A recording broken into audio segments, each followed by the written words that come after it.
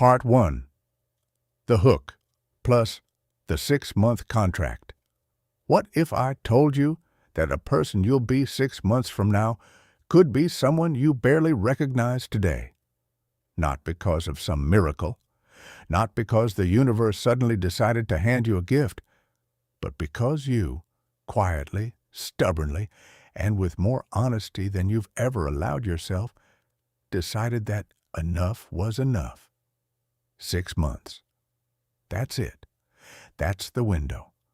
180 days between you and a version of yourself that wakes up with fire in their chest instead of dread. A version that doesn't need to talk about discipline because they already live it. A version that looks in the mirror and finally, genuinely, feels something close to pride. And here's the part that might sting a little. That version of you isn't far away. They're not hiding behind some impossible achievement or locked behind a door you haven't found yet. They've been waiting, patiently, watching you circle the same patterns, the same promises, the same Monday mornings that never quite deliver on what Friday nights swore they would. But you're here now, and the fact that you're still listening, still reading, tells me something important about you. You're not someone who's given up. You're someone who's been looking for the right moment. And I want you to hear this with your whole chest. This is that moment. Not tomorrow, not next week, not when things calm down. Right now. Let's be honest with each other for a second. How many 6-month stretches have already passed you by? Not in a guilt trip kind of way. I'm not here to make you feel bad. I'm asking because I think you already know the answer, and I think that answer is the reason you're here. Think about the last half year of your life. Where were you in the beginning? Where are you now? Did the distance between those 2 points feel like growth? Or did it feel like a loop? The same thoughts reheating in the same mental microwave, the same routines playing on the same tired playlist, the same version of you waking up in the same unmade bed wondering why nothing ever shifts? If that stings, good. Not because pain is the goal, but because recognition is. You can't change what you refuse to see. And most people, good, smart, capable people, spend years refusing to see. They sleepwalk through months that could have been turning points. They treat time like an infinite resource while quietly panicking that it's slipping away. But you're done with that. I can feel it. Something in you cracked open just enough to let the light in. And that crack, that tiny fracture in the wall you've built around your comfort zone, is all we need to begin. The picture that pulls you forward. Close your eyes for a second. I know that sounds cliché, but stay with me. Picture this. 6 months from today, you're waking up. Not to an alarm that feels like a punishment, but to a morning that feels like an invitation. Your body doesn't ache with the weight of neglect. Your mind isn't already racing through a list of regrets before your feet touch the floor. There's a steadiness in your chest that wasn't there before. A quiet hum of confidence that doesn't need to announce itself. You walk into the bathroom, and the person in the mirror looks different. Not because of some dramatic physical transformation, although that might be part of it, but because of the way they carry themselves. There's a calmness behind their eyes, a sharpness, a stillness that only comes from someone who has been doing the inner work, day after day, even when no one was watching. That person trusts themselves, not in an arrogant way, in a quiet, earned, battle-tested way. They trust themselves because they've spent the last 180 days keeping promises they used to break. They trust themselves because they stopped negotiating with their own potential and started honoring it. Now, here's what I need you to understand. That person is not a fantasy. They are not some idealized version of you that only exists in motivational quotes and Pinterest boards. They are a direct mathematical consequence of what you decide to do starting today. Every single choice you make from this point forward is either building that person or burying them. There is no neutral ground. There is no coasting. You are either growing or you are slowly, invisibly shrinking. And the beautiful, terrifying truth is, you already know this. You've always known this. Somewhere beneath the noise, beneath the excuses, beneath the comfortable lies you tell yourself at 11 p.m. when the day is gone and the guilt sets in, you know exactly who you could be. You've seen flashes of that person in the moments when you followed through, in the rare weeks when everything clicked, in the version of you that showed up after a crisis because you had no other choice. That person isn't a stranger. They're the you that shows up when you stop getting in your own way. This is not motivation. This is a contract. Let me be straight with you, the way a real friend would be at 2 a.m. when the pretense is gone and only truth remains. This isn't a motivational speech. Motivation is a sugar rush, sweet, quick, and gone before it ever reaches your bloodstream. Motivation is what makes you feel alive on a Sunday night and exhausted by Tuesday afternoon. Motivation is what fills your notebook with plans that never survive contact with a Wednesday. This is something different.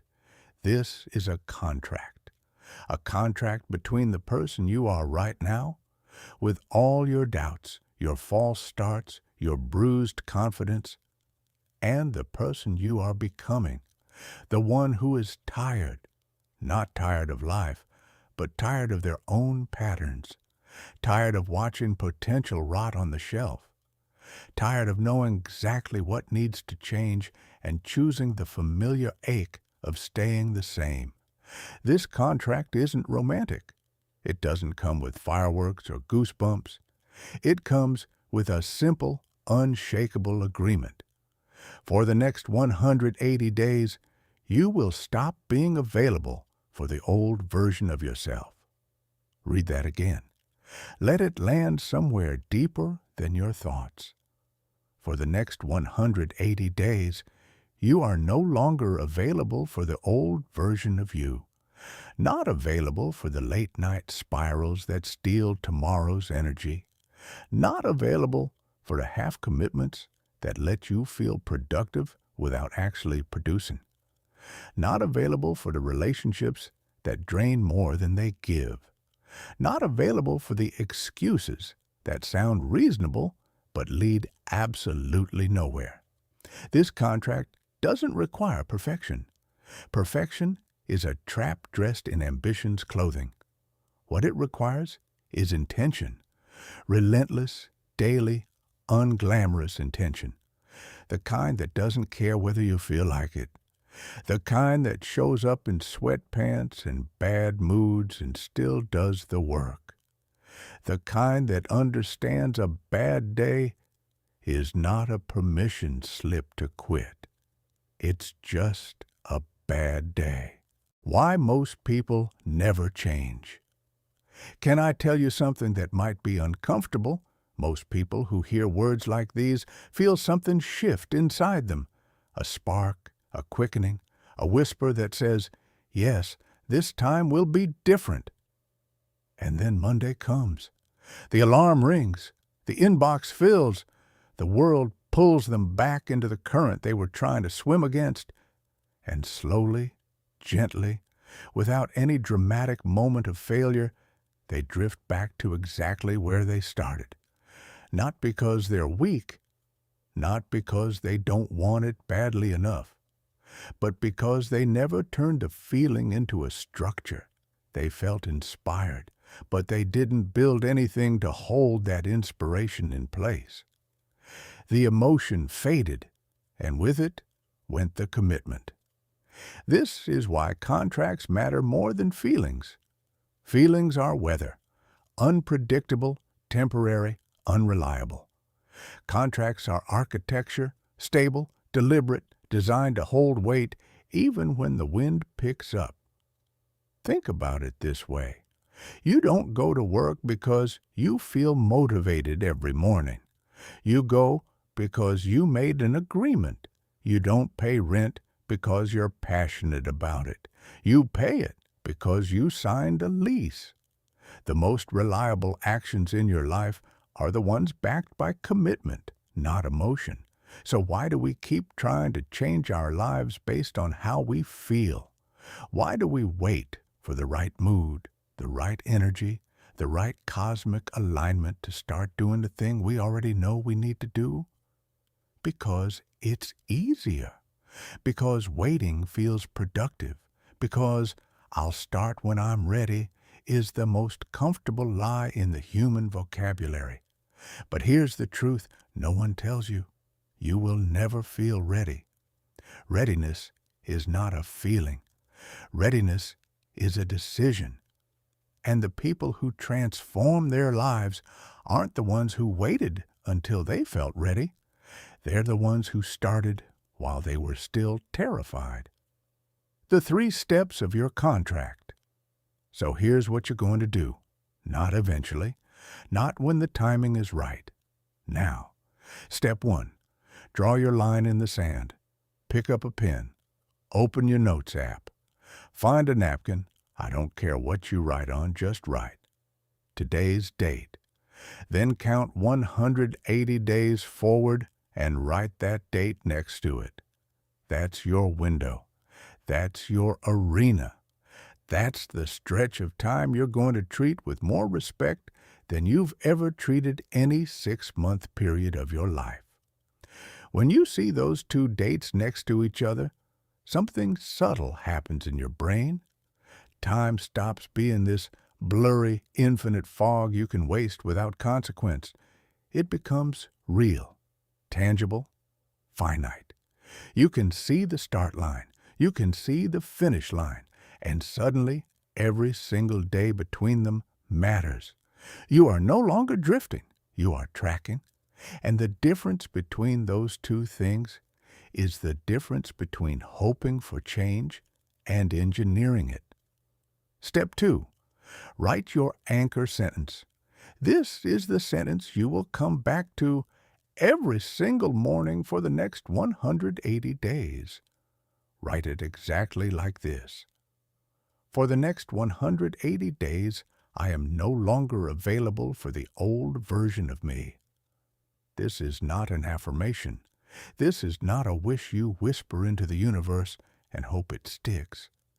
This is a pattern interrupt, a deliberate signal to your nervous system that the rules have changed, that the behaviors you used to tolerate are no longer part of the deal, that the identity you used to hide behind has expired.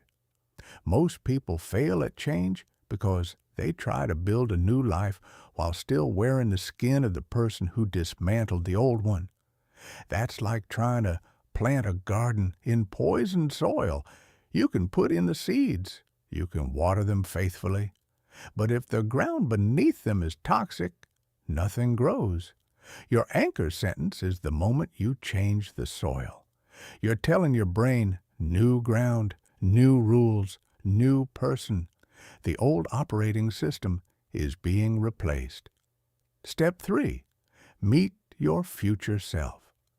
This is the part where I need you to be still for a moment. Really still. Let everything outside this moment go quiet. Now imagine the person you'll be on day 180. Don't imagine them vaguely. Imagine them specifically. How do they feel when they wake up? What's the first thing they do? How do they sit? How do they breathe? What does their energy feel like when they walk into a crowded room? Imagine them looking back at you right now, in this exact moment, with gratitude. Imagine them saying, "Thank you for not giving up on us. Thank you for choosing the harder path. Thank you for finally believing I was possible." Now ask yourself two questions. What would that person thank me for starting today? What would that person beg me to stop doing today? Sit with those answers. Don't rush past them. Don't intellectualize them. Feel them. Because your future self isn't some abstract concept.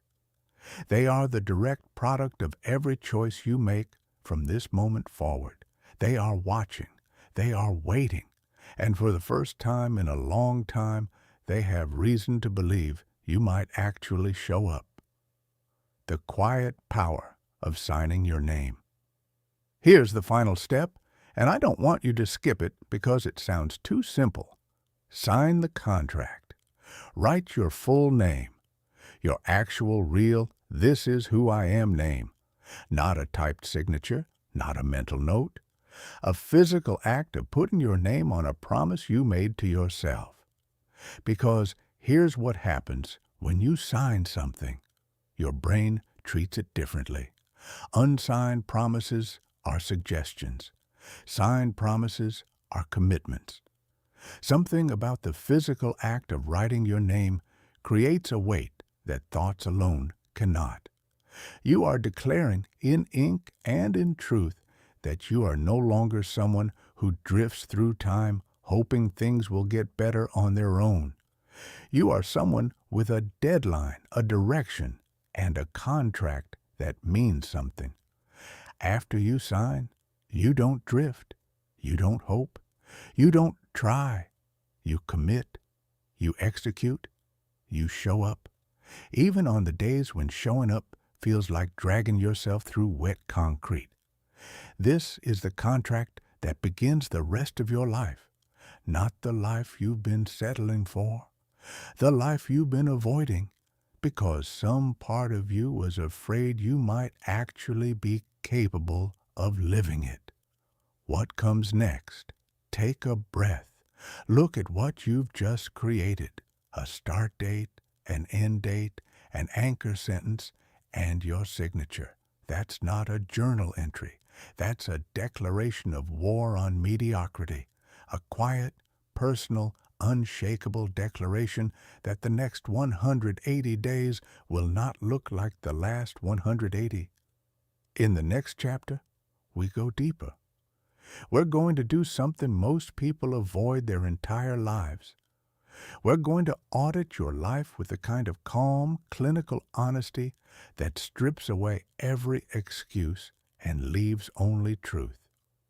We'll look at your body, your mind, your time, and the people around you, not to judge, not to shame, but to see clearly what needs to change so that every ounce of effort you put into the next 6 months actually lands where it matters.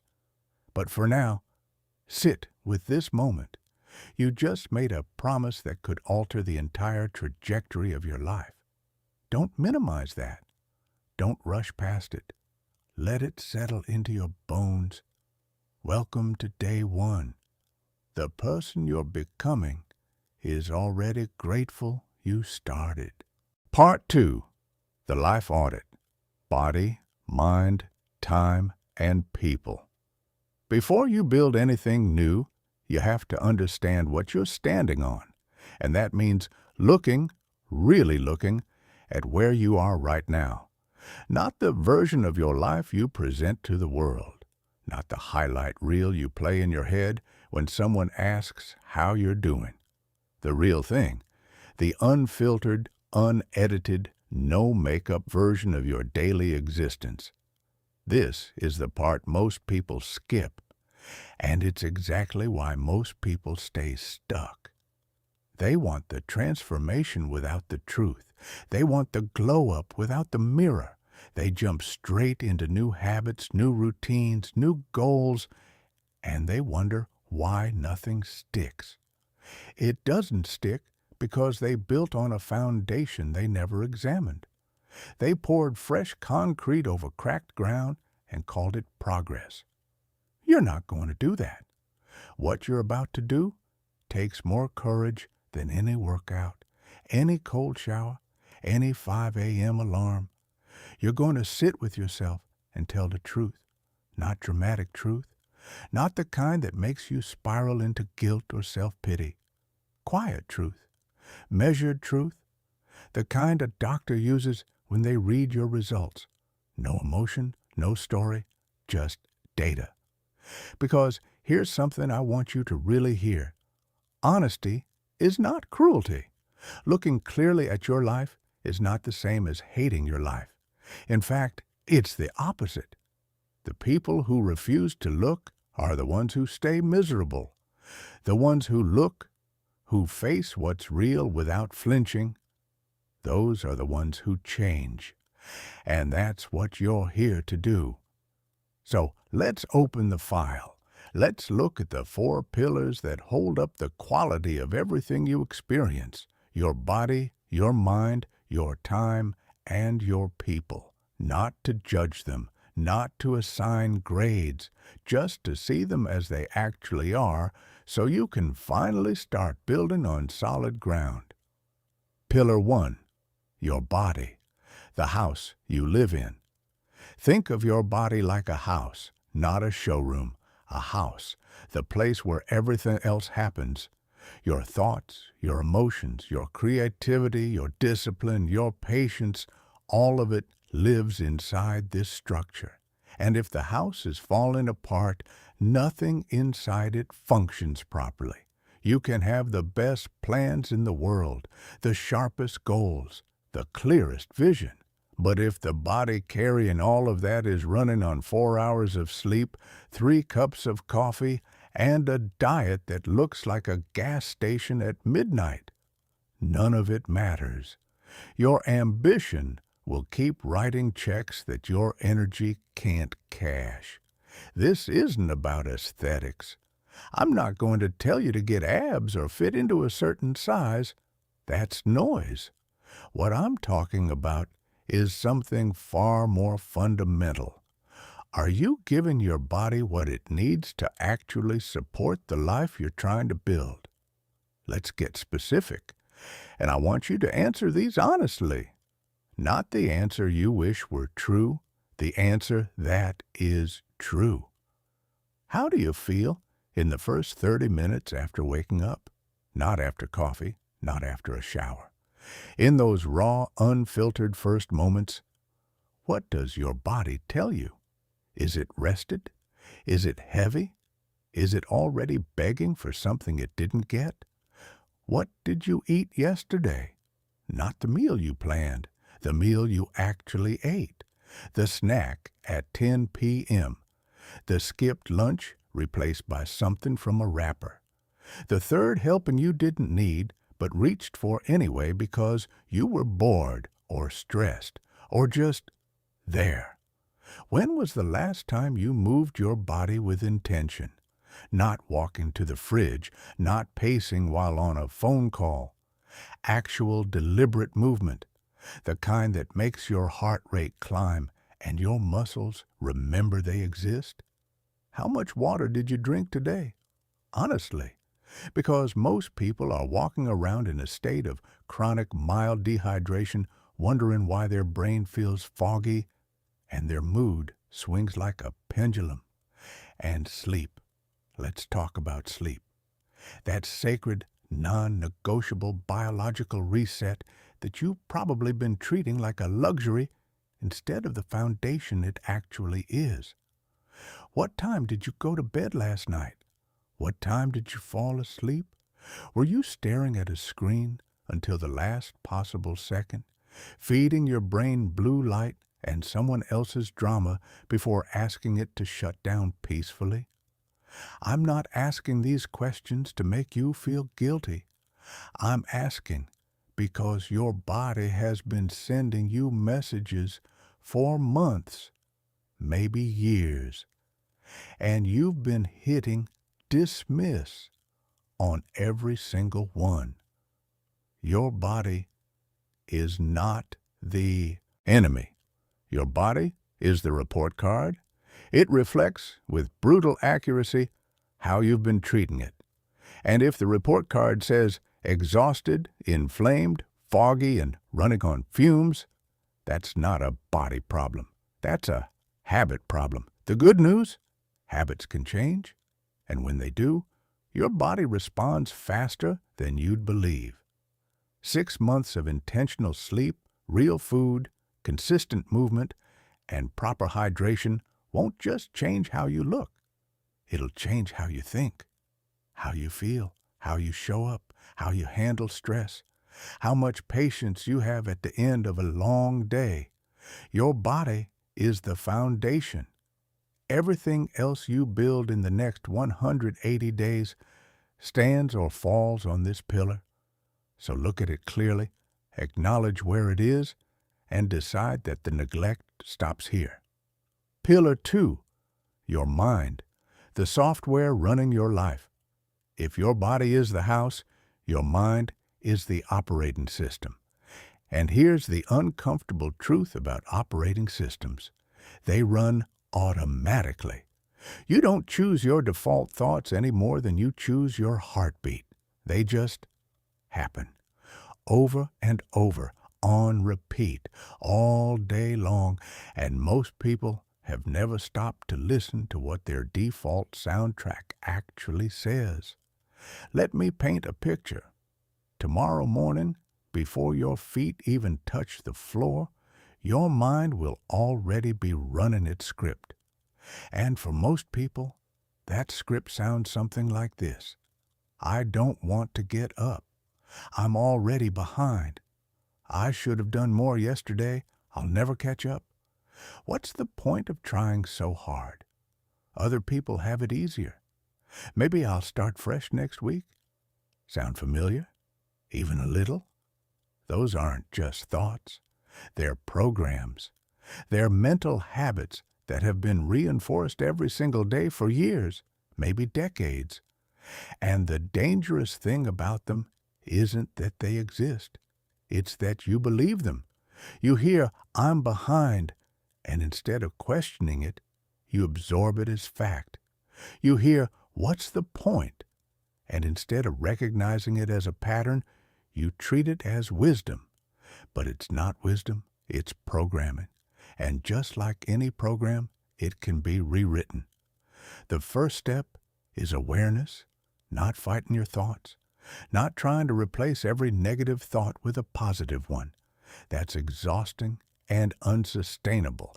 Just noticing, observing, watching your own mind the way you'd watch traffic from a park bench.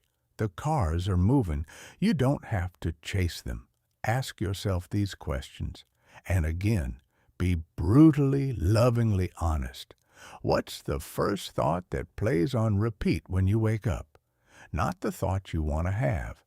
The thought that actually shows up uninvited, like a roommate who never pays rent. What stories do you tell yourself about who you are? I'm not disciplined. I always quit. I'm not smart enough. People like me don't succeed. These aren't truths, they're beliefs. And beliefs are just thoughts you've practiced so often they feel like facts. What fears do you carry around like furniture you forgot you could rearrange? The fear of failure, the fear of judgment, the fear of actually succeeding and not knowing how to handle it, the fear that if you really try and still fall short, you'll have to face the possibility that you're not enough. Here's what I need you to understand. Those fears don't protect you. They paralyze you. They dress themselves up as caution, as realism, as being practical. But underneath the disguise, they're just old stories that have overstayed their welcome. Your mind is not your enemy, but an unexamined mind is a dangerous pilot. It'll fly your life in circles and call it progress. It'll keep you in the same emotional neighborhood for years and convince you that you're exploring. The life audit for your mind isn't about fixing everything today. It's about seeing clearly what patterns are running in the background so that over the next 6 months, you can begin gently, consistently, to replace the programs that shrink you with the ones that stretch you. Awareness is not a soft skill. It's a weapon, and you just picked it up. Pillar 3, your time, the only currency that matters. Let's talk about the most honest mirror you'll ever look into, your schedule, not your goals, not your intentions, not the plans you made in that burst of inspiration at 1 a.m., your actual, real, how did I spend my Tuesday schedule? Because here's a truth that stings. Your time reveals your priorities more accurately than your words ever could. You can say you value growth, but if your screen time report shows 6 hours of scrolling, your behavior is telling a different story.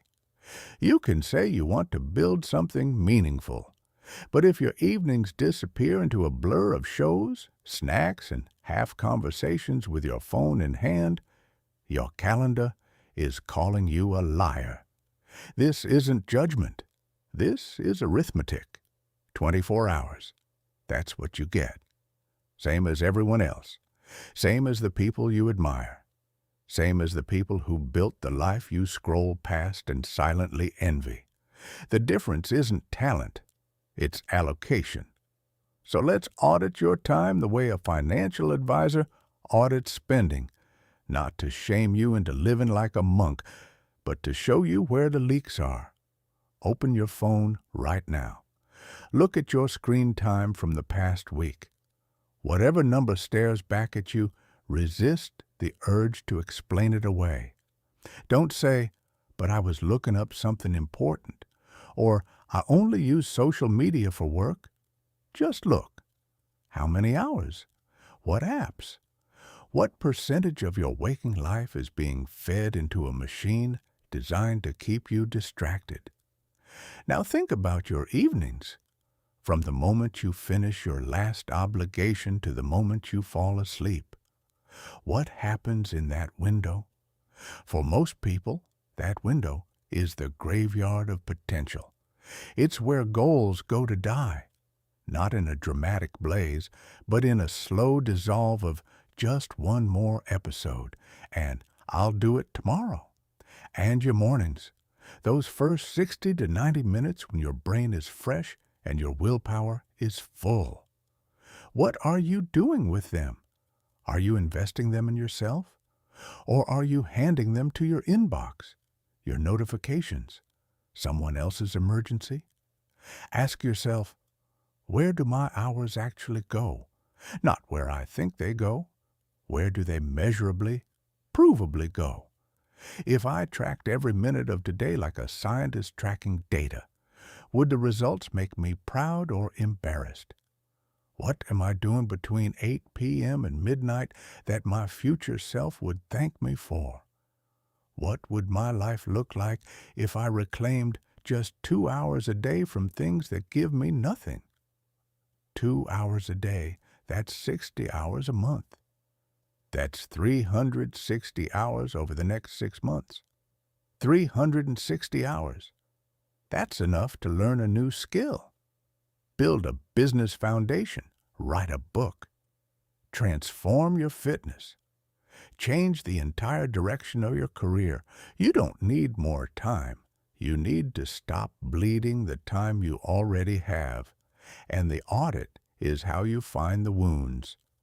Most people claim they don't have time, but what they really mean is they haven't made the hard decisions about what deserves their time and what doesn't. Everything feels important when nothing is prioritized. Everything feels urgent when you haven't defined what actually matters. The next 6 months will not give you extra hours. They will ask you to use the hours you have as if they're sacred, because they are. Every hour you waste is an hour stolen from the person you're becoming. And every hour you invest is a brick in the foundation of a life you'll actually want to live. Your time is the only non-renewable resource you have. Audit it like your future depends on it, because it does. Pillar 4. Your people, the invisible architects of your identity. This is the pillar people resist the most, because it's personal, because it involves names and faces and memories and loyalty, because admitting that someone you care about might be holding you back feels like betrayal. But here's the reality. The people you spend the most time with are not just companions. They are co-authors of your identity. Their energy, their standards, their habits, their conversations, all of it seeps into you like water into soil. You don't rise above the average of your circle, you become it. That's not a motivational cliche. It's behavioral science. Humans are social mirrors. We unconsciously adopt the behaviors, beliefs, and emotional patterns of the people closest to us. It's not a choice. It's biology. Your nervous system is constantly reading the room and calibrating to match. So the question isn't, do my relationships matter? They matter more than almost anything else. The real question is, are the people in your life building you up or gently, invisibly holding you in place? Let's look at this without drama. No villains, no accusations, just honest observation. Think about the 5 people you interact with most frequently, not your favorite people. The people you actually spend the most time with, in person or digitally. Now ask yourself, after spending time with each of them, do you feel energized or drained, inspired or deflated, motivated or stuck, lighter or heavier? Who in your circle is growing? Who is actively working on themselves, pushing toward something, building something? And who has been in the same place, emotionally, financially, mentally, for years? Who celebrates your wins genuinely? And who responds to your progress with subtle dismissal, quiet jealousy, or that particular brand of support that somehow always makes you feel smaller? Who can you talk to about your real goals without feeling judged? And who do you instinctively hide your ambition from because you know they'll make you feel foolish for wanting more? These questions aren't easy, and the answers might be painful, because sometimes the people who hold us back aren't enemies. They're friends, family, partners, people we love, people who love us. But love and growth are not always aligned, and pretending they are is one of the most common reasons people stay stuck. You don't need to burn bridges. You don't need confrontation or dramatic exits. What you need is honest boundary adjustment. Some people belong in your daily orbit. Some belong at a distance. Some need to be loved from further away so that your growth has room to breathe. And on the other side of this equation, you need to actively seek out people who pull you upward. People who are further along than you. People who challenge your thinking. People who make you feel like anything is possible. Not because they flatter you, but because their very existence proves that growth is real. Your circle is either an accelerator or an anchor. And in the next 6 months, you cannot afford to be anchored by people who are comfortable with standing still. The 5 brutal truths exercise. Now that you looked at all 4 pillars, I want you to do something that will take less than 5 minutes, but might change the next 6 months of your life. Write down 5 brutal truths about your current reality. Not paragraphs, not explanations, not stories.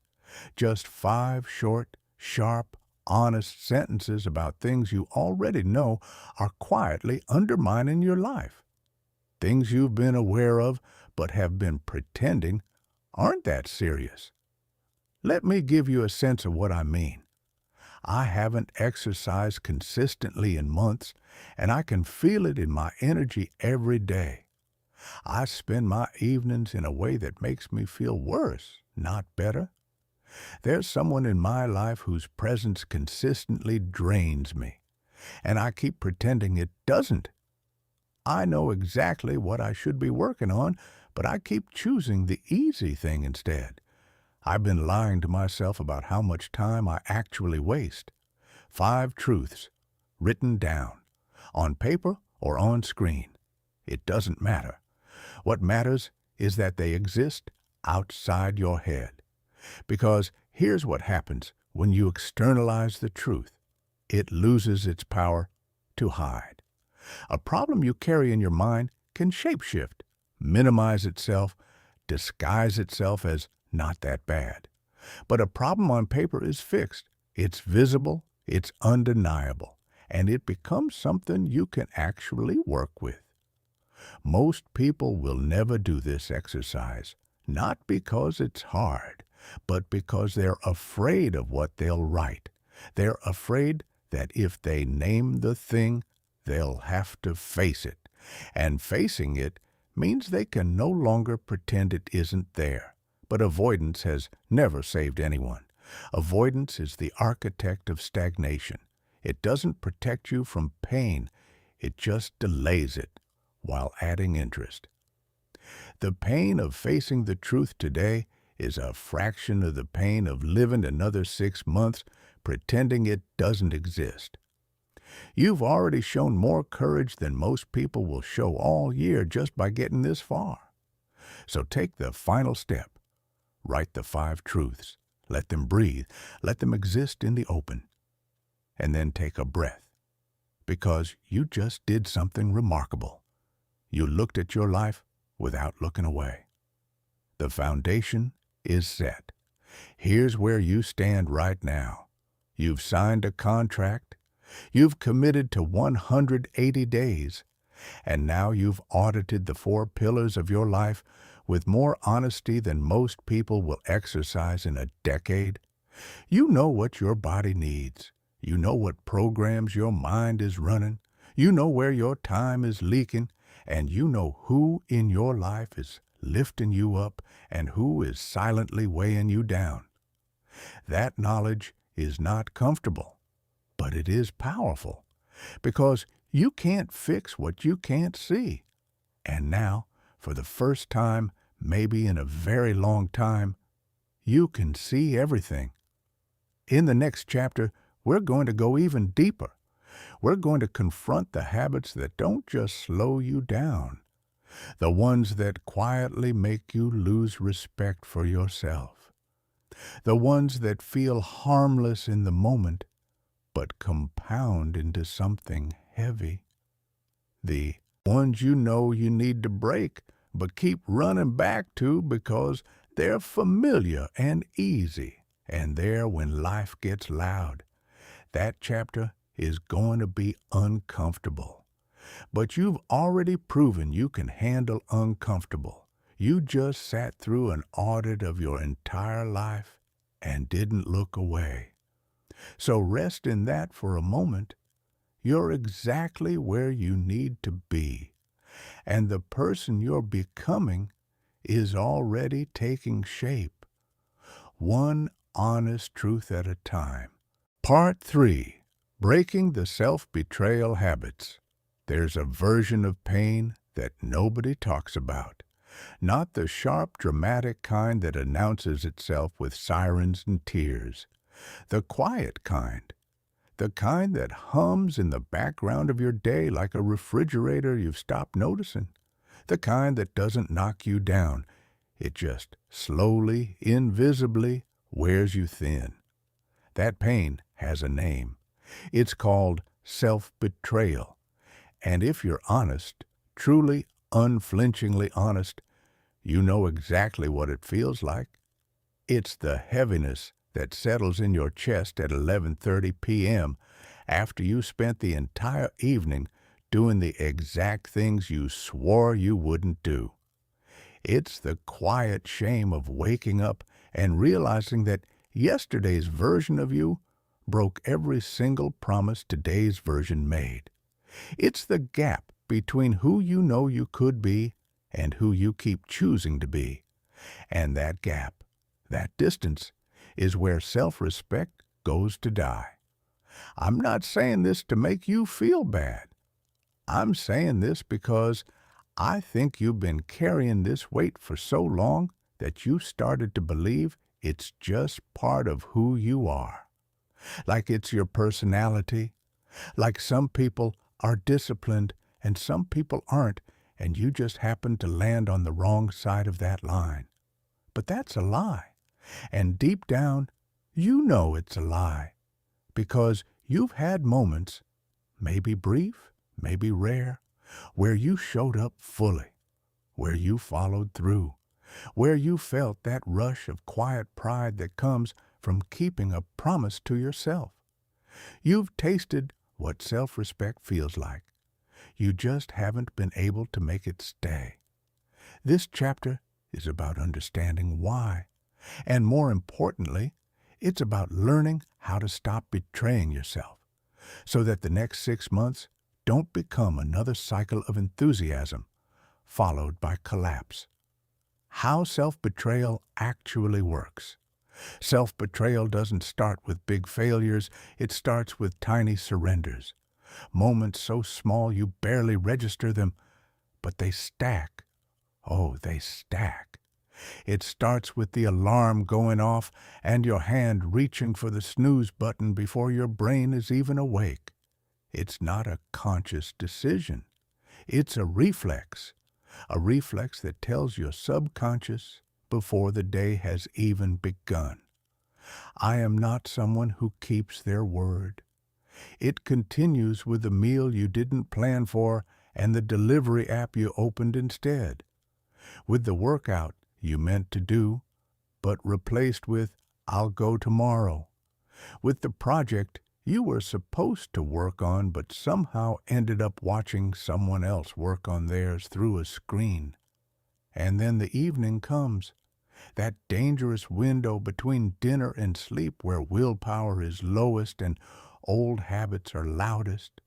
The scrolling starts, the snacking starts, the numbing starts, and by the time you crawl into bed, there's this feeling, not dramatic, not devastating, just heavy, a low-grade disappointment that you can't quite name but can absolutely feel. That feeling is self-betrayal compounded. It's interest on a debt you keep accumulating. And the cruelest part is that each individual act feels so small, so harmless, so not that bad, that you never feel justified in calling it what it is. You tell yourself it's just a bad day, just a slip, just human nature. But it's not just anything, it's a pattern, and patterns shape identity. Every time you break a promise to yourself and let it slide, your brain files it under evidence, evidence that you can't be trusted, evidence that your word doesn't mean anything, evidence that the person in the mirror is someone who talks a good game but can't follow through. And once that evidence pile gets high enough, it becomes a belief. And once it becomes a belief, it becomes a self-fulfilling prophecy. You stop trying because, what's the point? I'll just quit again anyway. You stop committing because commitment feels like setting yourself up for disappointment. You lower your standards because high standards feel like high-altitude pressure you can't sustain. That's the self-betrayal cycle, not a single catastrophic failure, 1,000 tiny surrenders dressed in comfortable excuses. The habits that feed the cycle. Let's name them, not to shame you, to disarm them, because a habit you can see clearly is a habit you can interrupt. The stress escape habits. These are the ones that show up the moment life gets uncomfortable. The second you feel tension at work, in a conversation, in your own head, your hand reaches for something, your phone, the fridge, the remote, the shopping cart on some website, anything to create distance between you and the discomfort.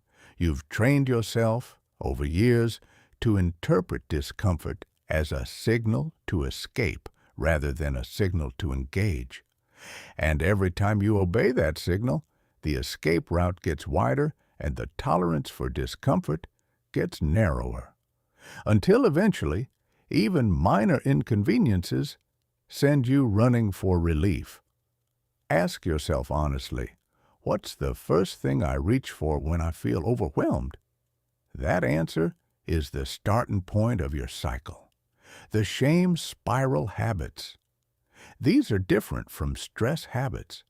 These are the ones you do knowing full well you'll regret them. The ones where the shame is practically baked into the experience. The 2 a.m. scroll through content that leaves you feeling hollow. The binge eating that starts as comfort and ends as punishment. The hours lost to something you won't even remember tomorrow. But the guilt you'll remember. These habits don't just steal your time. They steal your belief in yourself. Every repetition sends the same signal, I have no control. And that signal, repeated enough times, becomes the wallpaper of your inner world. You start living inside it without even realizing it's there. The procrastination habits.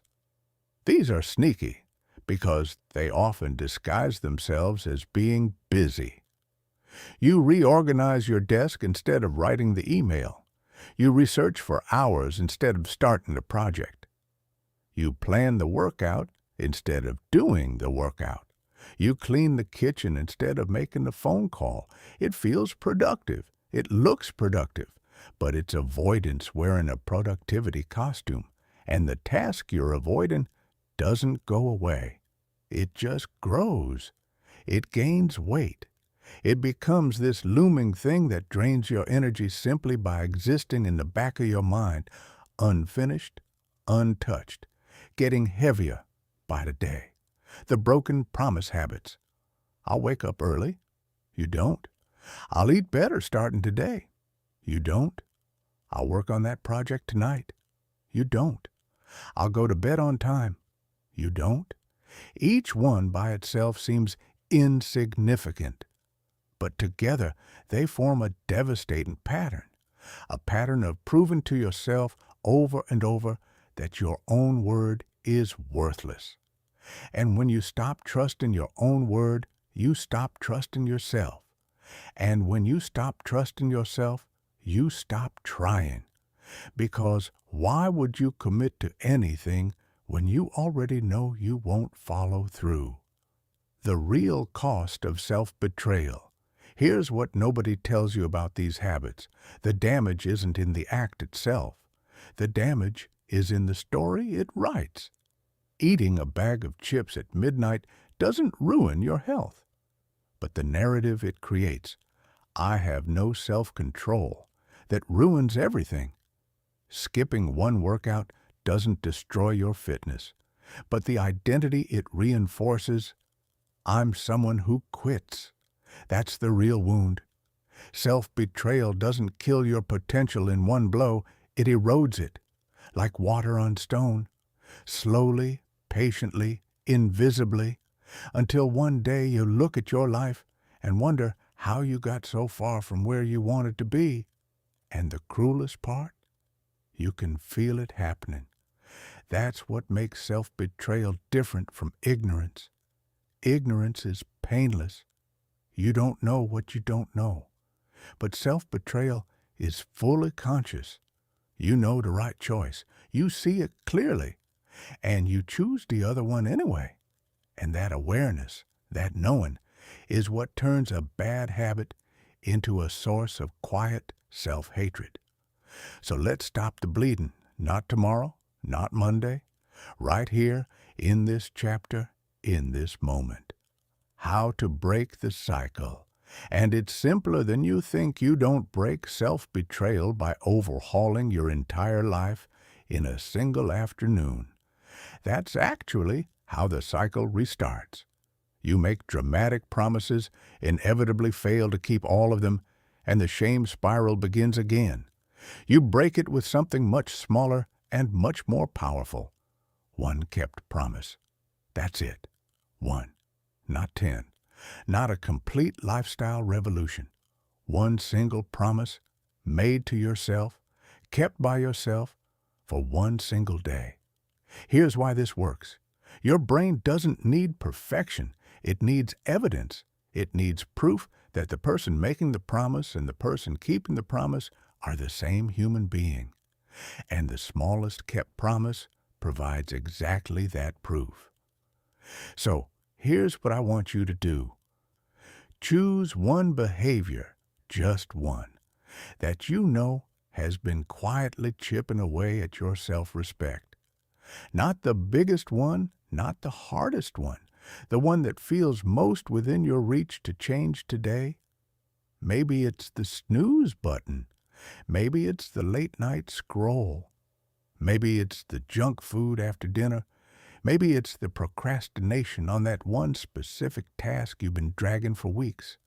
Pick it, name it, and then make yourself one promise. Today, I will not do this thing. Not forever. That's too abstract, too overwhelming, too easy to negotiate with. Just today. And then tomorrow, you make the same promise again. And the next day, and the next. Not because you're building a streak. Streaks create pressure, and pressure creates breaking points. You're building identity. You're collecting evidence. You're teaching your brain one day at a time that you are becoming someone who keeps their word. What you put in its place matters. Here's a truth about habits that most people miss. You can't just remove a behavior. You have to redirect the energy that was feeding it. Every self-betrayal habit exists because it meets a need. The scrolling meets a need for stimulation. The binge eating meets a need for comfort. The procrastination meets a need for safety.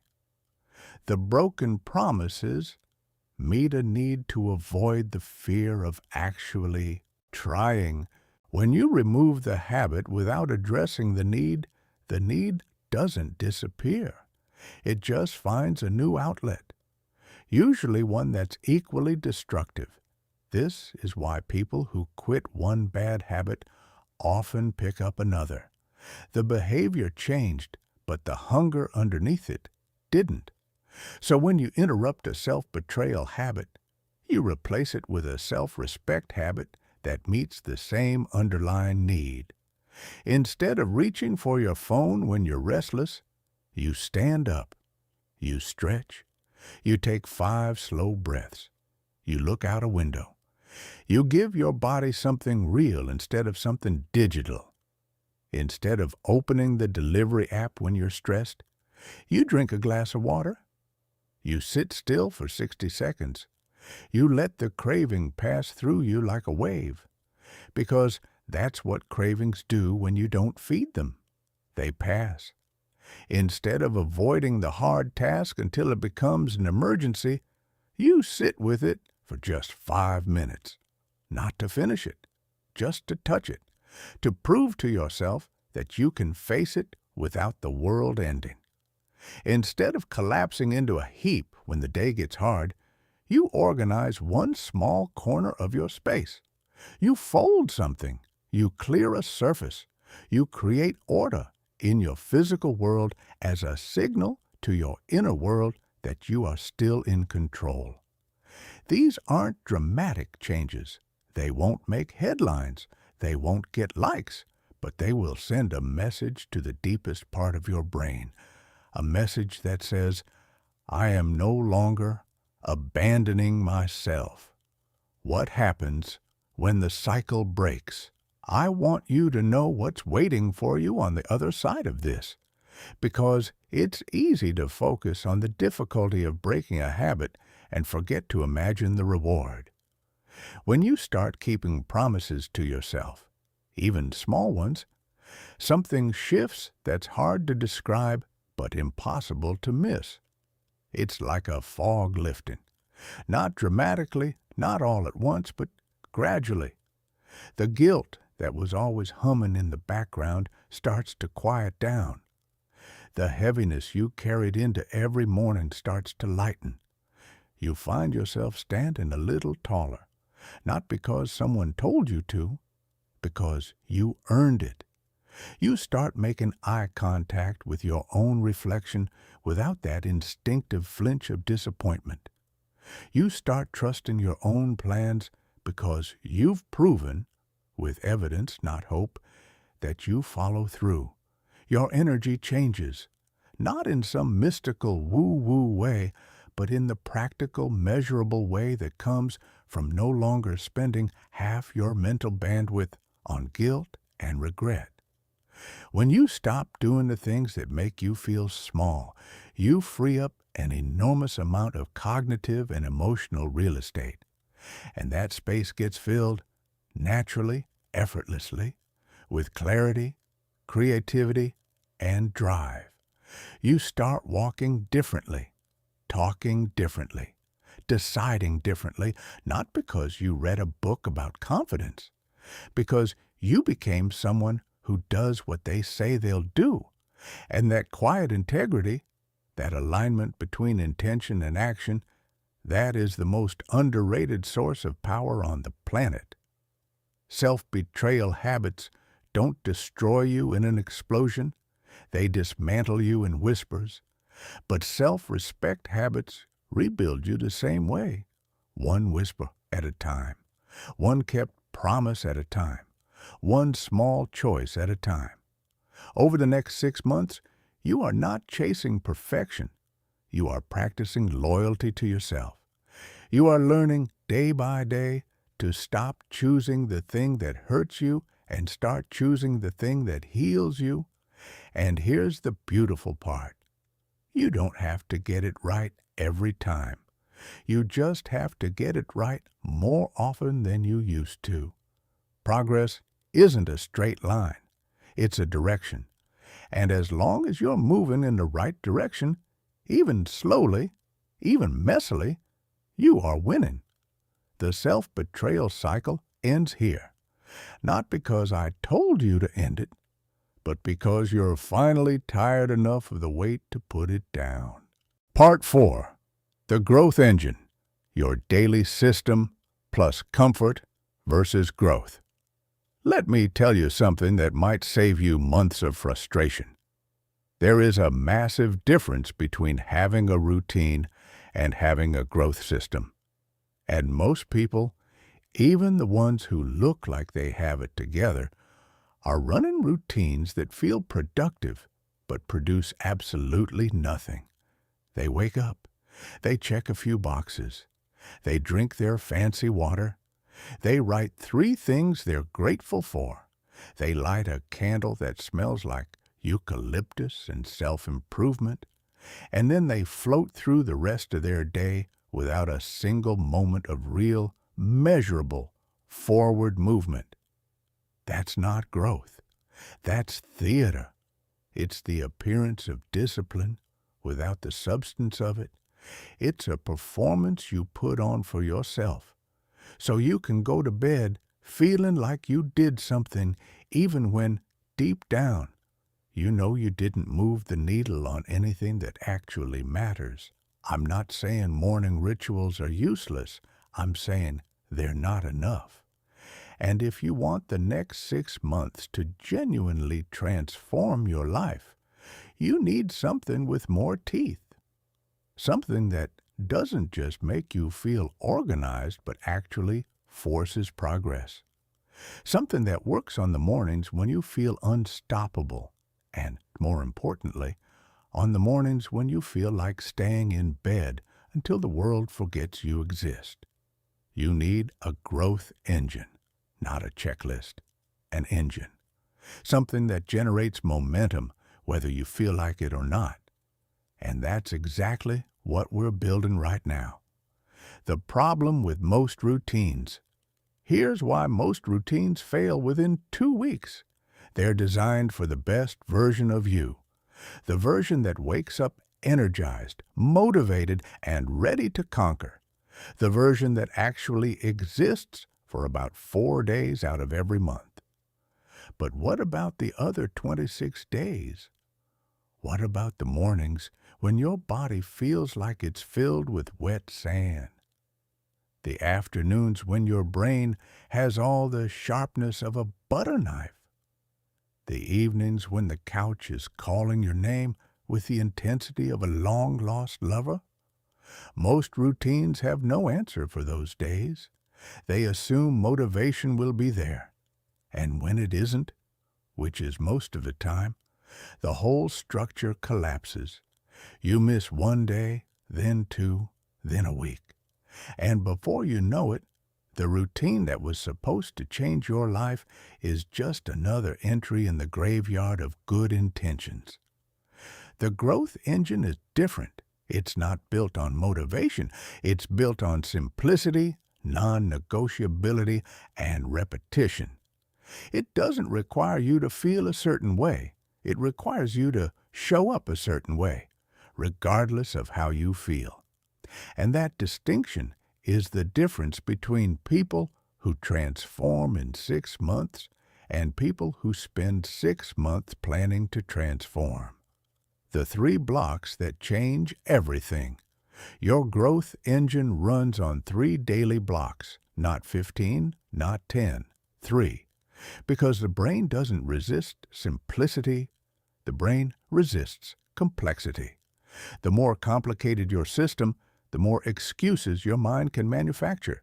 3 blocks, every day, non-negotiable. Think of these blocks not as tasks on a to-do list, but as anchors sunk into the floor of your day. Everything else can shift. Everything else can be flexible. But these 3 anchors hold. If they get done, your life cannot stay the same. Mathematically, biologically, psychologically, it is impossible to complete these 3 blocks daily for 180 days and remain the person you are today. Block 1, the body block. Move, fuel, rest. Your body is the vehicle carrying every ambition, every goal, every dream you have for the next 6 months. And you cannot drive a broken vehicle to a beautiful destination. The body block is simple. Move your body with intention for 20 to 30 minutes. Not a marathon, not a CrossFit competition. Just deliberate, purposeful movement that reminds your muscles and your cardiovascular system that they exist for something more than carrying you from the bed to the couch. Hydrate like it's part of your job description.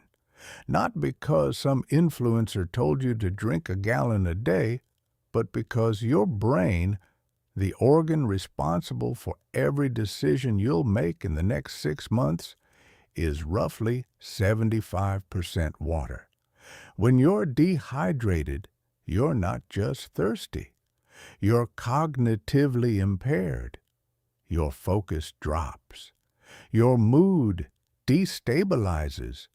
Your willpower weakens. You're trying to run a high-performance engine on an empty radiator. And sleep. Let me say this as directly as I can. If you are not protecting your sleep, nothing else you do matters.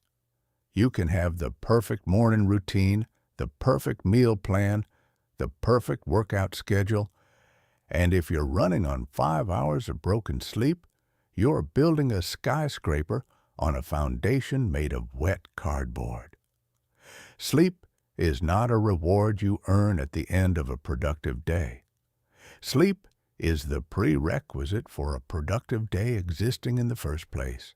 The body block is not about becoming an athlete. It's about respecting the container that holds your entire transformation. Treat it like a rental car, and your life will feel like a rental car. Temporary, neglected, someone else's problem. Treat it like a home, and everything inside it starts to flourish. Block 2. The mind block. Read, write, sit still. Your mind is the steering wheel. And if you're not actively maintaining it, autopilot takes over. And autopilot, let me remind you, is the program that's been running your life up until this point. The same program that brought you here. The same program that kept you stuck. You don't want autopilot driving the next 6 months. The mind block has 3 components, and none of them require more than 10 to 15 minutes. Read something that stretches you, not the news, not social media captions disguised as wisdom. Something with depth. Something that introduces you to ideas bigger than your current thinking. A book, an essay, an article from someone who has walked a road you haven't walked yet. Reading is how you borrow other people's decades of experience and compress them into minutes. Write something that clears you. This isn't journaling in the Instagram sense. You don't need a leather-bound notebook and a fountain pen. You need a place to dump the noise in your head so it stops ricocheting off the walls of your skull. Write what you're feeling. Write what's bothering you. Write what you're avoiding. Write what you're grateful for. The content doesn't matter as much as the act itself. Writing externalizes your inner world, and once it's external, it's manageable. Sit in silence long enough to hear yourself think. Not meditation with perfect posture and a singing bowl. Just silence. 2 minutes, 5 minutes, 10 if you can manage it. No music, no podcast, no scrolling. Just you and the sound of your own breathing. This is where self-awareness lives, in the gaps between stimulation. And if you never create those gaps, you'll spend the next 6 months reacting to life instead of directing it. The mind block detoxes you from the constant barrage of noise, opinion, distraction, and cheap stimulation that has been eroding your ability to think clearly. It's not sexy. It's not dramatic. But it is the difference between a mind that drifts and a mind that decides. Block 3. The work block. Deep, focused effort on your main goal. This is where your future gets built. Not in the body block, not in the mind block. Those are the foundation and the steering wheel. This is the engine, the forward motion, the bricks being laid one by one toward the thing you actually want to build over the next 180 days. One block of deep, focused work every single day on your primary goal. Whatever that goal is, a business, a skill, a career shift, a creative project, a financial target, it gets at least one protected block of your best energy every day. Not multitasking, not answering emails while pretending to work on the big thing, not bouncing between 7 tabs and calling it productivity. One task, one goal, one block of time where your phone is in another room and your attention is fully, completely, unapologetically locked in. Here's a truth that will either inspire you or terrify you. 1 hour of genuine deep work per day, sustained over 6 months, will produce more results than 3 years of scattered, distracted effort. That's not hyperbole. That's how focus works. It's a multiplier, and most people never experience its power because they never protect the conditions that allow it to exist. Your work block is sacred, It is the hour, or 2, or 3, where your future self is being assembled. Everything else in your day can bend. This block does not. The two principles that make the engine run. You can have the perfect 3-block structure and still fail if you ignore these two principles. They're the oil in the engine. Without them, the whole thing seizes up. Principle 1, same time, same place.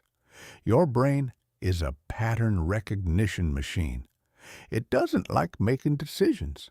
Every decision costs energy, what psychologists call decision fatigue.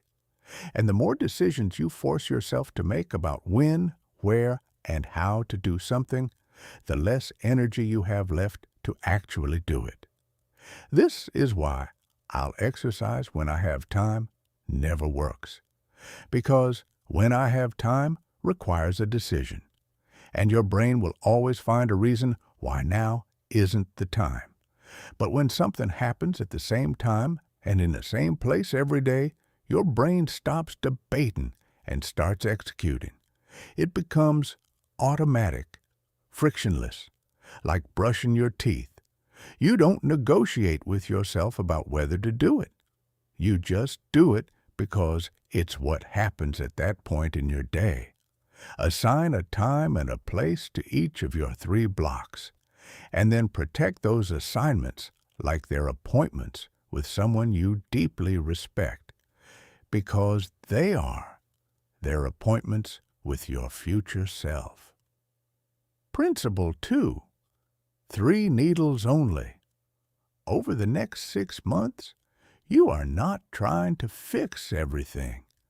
You are not redesigning your entire existence from the ground up.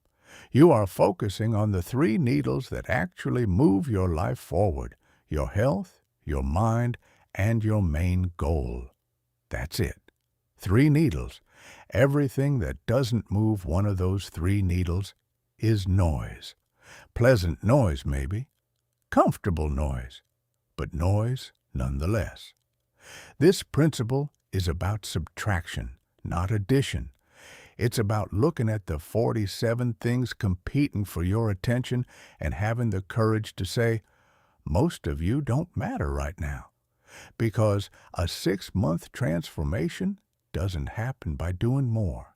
It happens by doing less, but doing the right less with terrifying consistency. Now, let's talk about the invisible war. Comfort versus growth. You've built your engine. You've got your 3 blocks. You've got your principles. And now I need to tell you about the force that will try to dismantle all of it before the first week is over. It's not laziness. It's not a lack of talent. It's not bad luck. It's comfort. Comfort is the most seductive saboteur you will ever face. It doesn't come at you with aggression. It comes with a warm blanket and a soft voice and a perfectly reasonable argument for why you deserve a break. It whispers things like, "You've had a hard day. You earned this." Or, "Just this once won't hurt." Or, "You can start again tomorrow. Tonight. Let's just relax." And the thing is, comfort isn't wrong. You do deserve rest. You have had hard days. And sometimes one night off genuinely won't hurt. But comfort doesn't know when to stop. It doesn't have an off switch. Give it an inch and it takes your entire evening. Give it a day and it takes your week. Give it a week and it takes your month. And before you know it, you're 3 months into your 6-month transformation and you're exactly where you started, wondering what happened. Comfort is not your friend during a transformation. It's the thing standing between you and everything you want, and it wins every single time by convincing you that the hard choice isn't worth it. The fork moments that define your future. Every day, multiple times a day, You arrive at what I call a fork moment, a tiny crossroads where two paths split, one toward comfort, one toward growth. And the choice you make at that fork, multiplied by hundreds of repetitions, is what builds or destroys your next 6 months. The alarm goes off. Fork moment. Stay in bed or get up. Lunchtime arrives. Fork moment. Reach for something that fuels you or something that sedates you. The afternoon slump hits. Fork moment. Push through the work block or collapse into distraction. Evening comes. Fork moment. Invest in tomorrow or binge on tonight. Someone asks you to do something that conflicts with your goals. Fork moment. Protect your time or surrender it to keep the peace. These moments look insignificant. They feel insignificant, but they are the most important decisions you make because nobody's life changes in one dramatic turning point. Lives change in the accumulation of 1,000 invisible choices made when no one is watching and no one would judge you for choosing the easier path. Here's the rule that will carry you through the next 180 days. At every fork moment, the person you're becoming chooses the growth option 80% of the time, not 100%. That's unsustainable and sets you up for the guilt spiral we already talked about. 80%. That means most of the time, most of the days, you choose the option that's harder in the moment but better for your future. And here's what nobody tells you about choosing growth repeatedly. It gets easier. Not immediately. Not in the first week. But somewhere around the third or fourth week, something shifts. The resistance starts to soften. The negotiation in your head gets quieter. The hard choice starts to feel less hard, not because it changed, but because you did. Growth becomes a groove instead of a grind. Discipline becomes a rhythm instead of a punishment. And the person staring back at you in the mirror starts to look like someone you actually want to be. The identity underneath it all. Here's what this chapter is really about. And I want you to let this sink in deep enough to touch your bones. Every time you choose comfort over growth, you're voting for the old version of you. Every time you choose growth over comfort, you're voting for the new version. And identity isn't built by a single landslide victory. It's built by thousands of tiny votes, cast in thousands of tiny moments, over hundreds of ordinary days. You are not trying to become someone who never rests. You are not trying to become a machine. You are becoming someone whose default setting is growth. Someone who doesn't have to debate whether to do the hard thing because the hard thing is simply what they do. Someone who treats discomfort as a doorway, not a wall. That person isn't born in a motivational video. That person is built in fork moments. And starting right now, you are casting your vote. Choose the growth option, not because it's easy, because it's who you're becoming. 1341, Part 5. Dopamine rewiring, plus the power of micro-courage. I need to introduce you to the quietest thief in your life. Not a person, not a circumstance, a chemical, one that lives inside your own brain, one that was designed to help you survive, but has been hijacked so thoroughly by the modern world that it's now the single biggest obstacle between you and the life you're trying to build. Dopamine. You've probably heard the word before, maybe in a podcast, a book, a YouTube video you watched while procrastinating on the very thing dopamine was keeping you from doing. But I don't think most people truly understand what's happening inside their heads. And once you do, once you really see the mechanism clearly, You'll never look at your phone, your habits, or your impulses the same way again. Here's the simplest way I can explain it. Dopamine is your brain's reward prediction chemical. It doesn't just make you feel good, it teaches you what to chase. Every time something gives you a hit of pleasure, your brain takes notes. It remembers the source. It builds a pathway. And the next time you're bored, stressed, lonely, tired, or uncomfortable, your brain nudges you back toward that source. Gently at first, then urgently, then relentlessly. This system was brilliant when pleasure was scarce, when the only dopamine hits available came from finding food, building shelter, connecting with other humans, or solving a real problem. Back then, dopamine pointed you toward things that kept you alive. It was a compass pointing true north. But that compass is now spinning in circles, because the modern world has flooded your environment with dopamine sources that require zero effort, zero growth, and zero contribution to your future. Your phone delivers a hit every few seconds. Sugar delivers a hit with every bite. Social media delivers a hit with every scroll, every like, every notification that makes you feel seen for 3 seconds before the emptiness returns. And your brain, your ancient, magnificent, easily fooled brain, can't tell the difference between the dopamine you get from finishing a meaningful project and the dopamine you get from watching a 30-second video of a dog riding a skateboard. Chemically, it's the same signal, but the consequences couldn't be more different. This is the trap. This is why you can know exactly what you need to do and still not do it. This is why you can set clear goals and spend your evening scrolling through content that adds nothing to your life. This is why reading feels like work, deep focus feels like torture, and sitting in silence feels like punishment. It's not a character flaw. It's a wiring problem.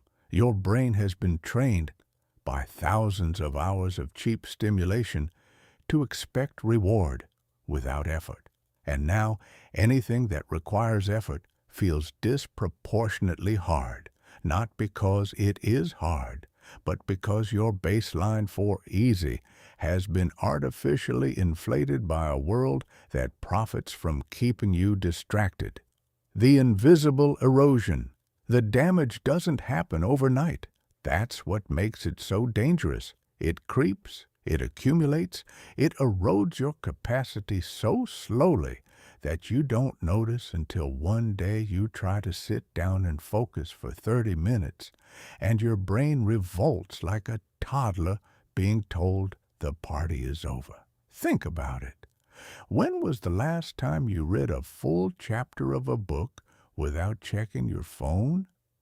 When was the last time you sat through an entire meal without looking at a screen? When was the last time you were alone with your own thoughts, not listening to something, not watching something, not scrolling through something, and felt genuinely at peace? If those questions make you uncomfortable, that's not a judgment. That's a diagnosis. Your attention span has been shrinking, and you've been compensating so seamlessly that you barely noticed it happening. You've trained your brain to expect constant novelty, constant stimulation, constant input. And now the absence of stimulation doesn't feel like calm. It feels like a void your brain screams at you to fill with anything, immediately. That's why the evening is so dangerous. That's why the hours between dinner and sleep have become the kill zone for your goals. Your willpower is depleted. Your brain is begging for relief. And every app on your phone, every streaming service, every delivery platform has been engineered, literally engineered, by teams of psychologists, and data scientists to catch you at exactly that moment. You're not weak for falling into that trap. You're human, but you are also capable of something that no algorithm can account for: the deliberate, conscious decision to rewire yourself. The rewiring protocol, rewiring your dopamine system, doesn't require you to move to a monastery and renounce all earthly pleasures. It doesn't require extreme fasting, digital detoxes that last 40 days, or swearing an oath against sugar for the rest of your life. That kind of all-or-nothing thinking is what creates the binge-restrict cycle that keeps people trapped. What rewiring requires is something much more sustainable, replacing impulsive patterns with intentional ones consistently for long enough that your brain recalibrates its expectations. The key word is replace, not remove, because your brain isn't going to stop seeking pleasure. That's its job. But you can redirect where it seeks that pleasure. You can teach it through repetition that the deeper, slower, harder-earned rewards are worth more than the quick hits it's been binging on. Here's how you do it practically, starting today. Reclaim the first hour. The first 60 minutes of your day set the tone for everything that follows. If you spend them scrolling through notifications, checking messages, and absorbing other people's agendas, you've handed the steering wheel of your day to someone else before you've even gotten out of bed. For the next 6 months, your first hour belongs to you. No phone, no news, no social media, just your body block, your mind block, and the quiet accumulation of momentum before the world gets a vote. Create friction for the bad. Remove friction for the good. Your phone shouldn't be on your nightstand. It should be across the room or in another room entirely. The snacks you binge on at night shouldn't be in your kitchen. The apps that steal your hours should require extra steps to open. Log out every time, delete the app, and re-download only when you have a genuine reason. This sounds trivial, but it's rooted in behavioral science. Even small amounts of friction dramatically reduce impulsive behavior. You're not removing the option. You're making the unconscious choice conscious again. Reward effort, not outcome. This one is counterintuitive, but stay with me. Every time you complete a hard task, not a big task, just a hard one, pause and acknowledge it. Feel the satisfaction of having done something your old self would have avoided. You woke up when you said you would. Feel that. You read for 20 minutes instead of scrolling. Feel that. You cooked a real meal instead of ordering delivery. Feel that. You did the work block even though every cell in your body was begging to quit. Feel that. You are retraining your brain to associate effort with reward. And when that association takes hold, something magical happens. The hard things stop feeling so hard. Not because they changed, because your brain started enjoying the process of doing them. Let boredom exist. This is perhaps the most important piece, and the one most people resist the hardest. Your brain needs moments of zero stimulation. It needs the boredom. Not because boredom is fun, but because boredom is where creativity lives, where self-awareness deepens, where your brain processes, integrates, and consolidates everything you've been feeding it. When you fill every silent moment with a podcast, every waiting room with a scroll, every elevator ride with a notification check, you rob your brain of the downtime it needs to actually grow. Let the silence exist. Let the boredom be. It won't kill you. It'll sharpen you. The shift you'll feel. Here's what happens when you start rewiring. And I want you to hold on to this image because there will be days in the next 6 months when you'll need it. Somewhere around the second or third week, the noise gets quieter, not gone, quieter. The urge to check your phone loses its urgency. The pull toward mindless eating softens. The restlessness that used to fill every silent moment starts to dissolve into something that feels almost like peace. Your focus deepens. You sit down to work and suddenly 45 minutes have passed and you didn't notice.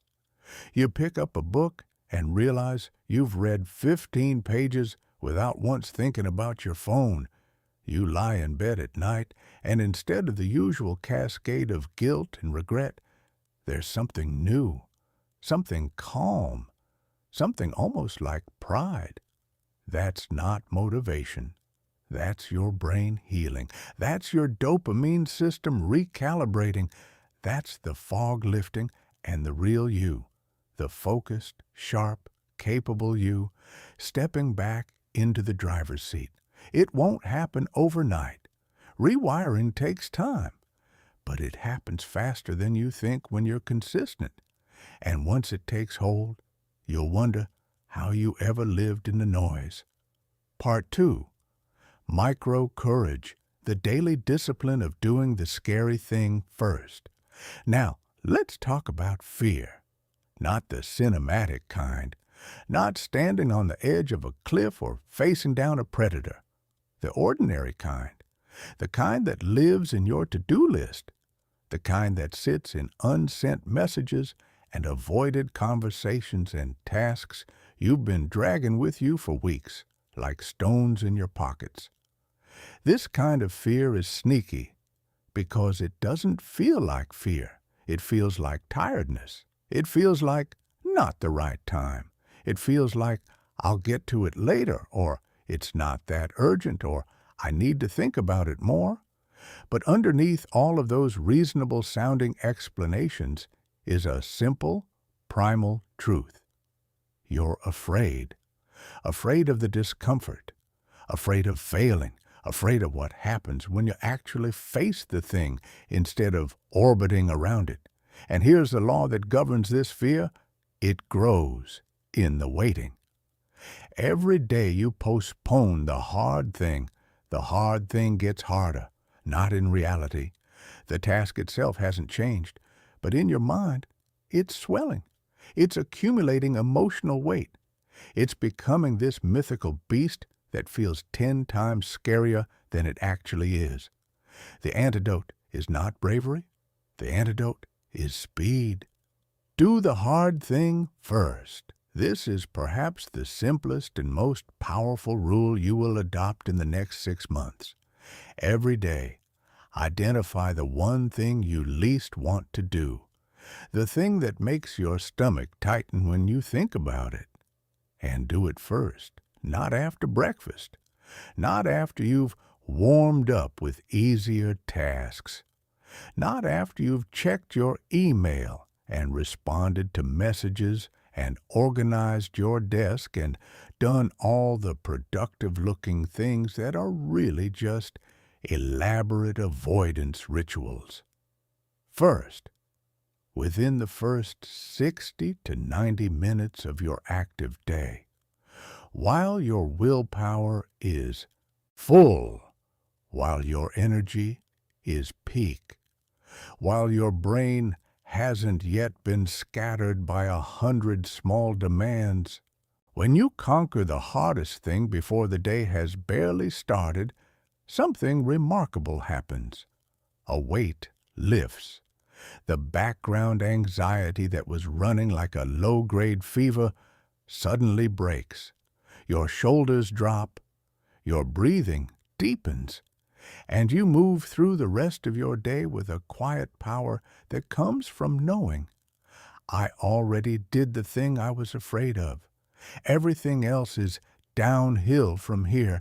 This is micro-courage, not a dramatic act of fearlessness, a small, daily practiced act of facing what you'd rather avoid, making the phone call, sending the email, starting the project, having the conversation, doing the workout, opening the document, whatever it is that's been haunting the back of your mind, draining your energy just by existing in unfinished form.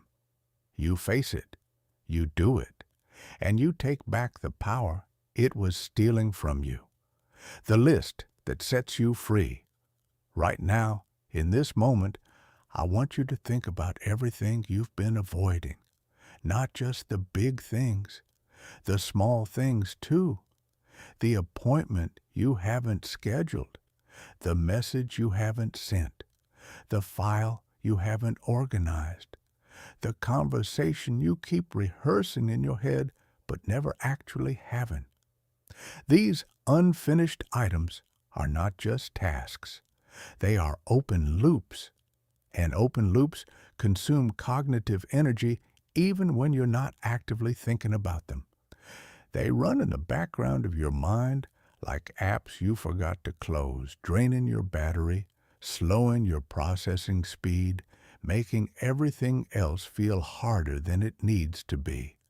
Write them down, all of them, every single thing you've been carrying, and then pick the one that matters most, the one that would create the most relief, the most momentum, the most freedom, if it were finally done.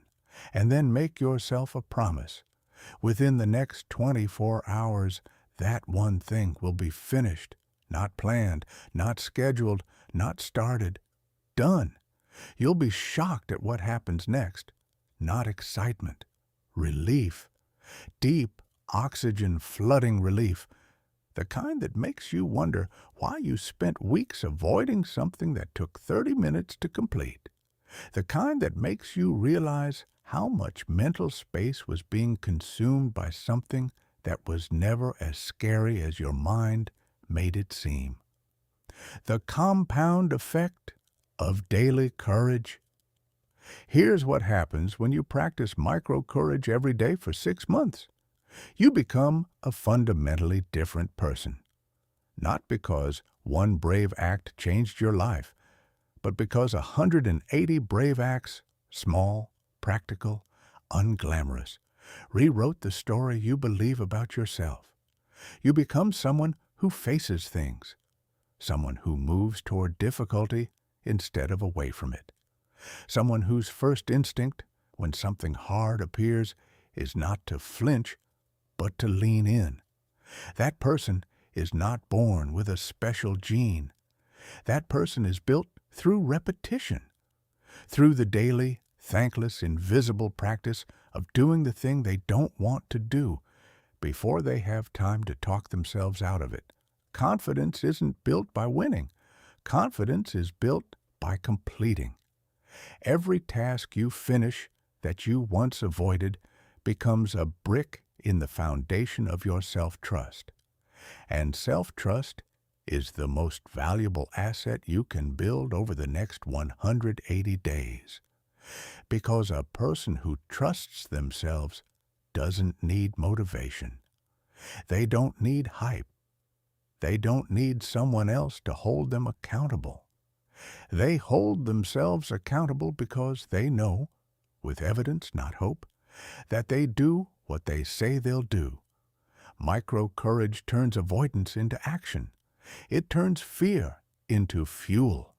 It turns the heaviest items on your mental list into the lightest moments of your day, and over 6 months, it quietly, steadily transforms you into someone who doesn't negotiate with fear anymore, not because you're fearless, but because you've learned something most people never learn. The thing you're avoiding is almost never as hard as the weight of carrying it undone. Do the hard thing first, today, tomorrow, every day for the next 180 days, and watch what happens when you stop letting fear make your schedule. Part 6. Protecting your environment, plus the identity shift plus your final oath, we need to talk about something that might be the most overlooked reason people fail at transformations. It's not discipline, it's not motivation, it's not even habits. It's the air they breathe, not literally, although honestly, that matters too. I'm talking about the invisible atmosphere that surrounds your daily life, the people you interact with, the content you consume, the physical spaces you inhabit, the energy you marinate in from the moment you wake up until the moment you close your eyes. Your environment is the silent script writer of your behavior. It doesn't ask for permission. It doesn't announce itself. It just shapes you quietly, relentlessly, like water shaping a riverbed, not through force, but through constant, patient, unnoticed pressure. And here's the part that most people don't want to accept. You can have ironclad discipline, a perfect routine, and a burning desire to change, and your environment can still undo all of it.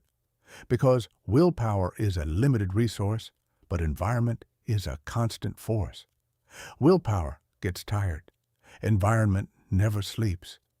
This is why people who join gyms in January quit by March. They changed the behavior, but not the ecosystem. They went home to the same fridge, the same couch, the same friend group, the same phone habits. They tried to be a different person in the same habitat, and the habitat won. It always wins, unless you change it deliberately, strategically, and without apology.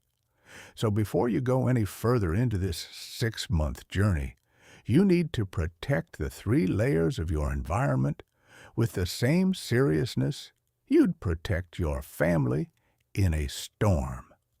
Because that's essentially what you're doing, protecting the future you're building from the forces that have been quietly dismantling every previous attempt. Layer 1, the people.